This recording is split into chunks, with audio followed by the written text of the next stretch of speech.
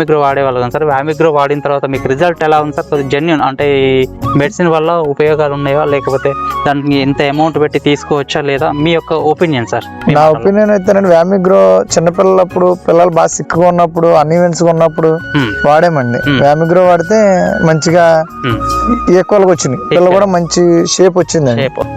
ఆ బ్యాచ్ బాగుందండి. తర్వాత బ్యాచ్ ఏంటంటే 27-26 రోజుల్లో కొద్ది అన్ఈవెన్స్ బాగా కనపడినాయండి ఒక బ్యాచ్. అప్పుడు కూడా ఫీడ్ సరిగ్గా తినేవి కాదు, చూడడానికి కూడా అంత యాక్టివ్ ఉండేది కదండి. అప్పుడు వ్యామిగ్రో వాడే ఆ బ్యాచ్ కూడా.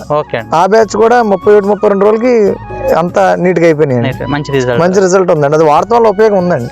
మీ ఎక్స్పీరియన్స్ ఎట్లా ఉంది సార్ వ్యామిగ్రో వాడిన తర్వాత? బర్డ్ షేప్ కానీ నెక్స్ట్ అదే విధంగా దాని నెగిటివ్ గా కనిపించిందా, ప్లస్ పాయింట్ లో కనిపించింది? బాగా హెల్తీగా ఉంటదండి.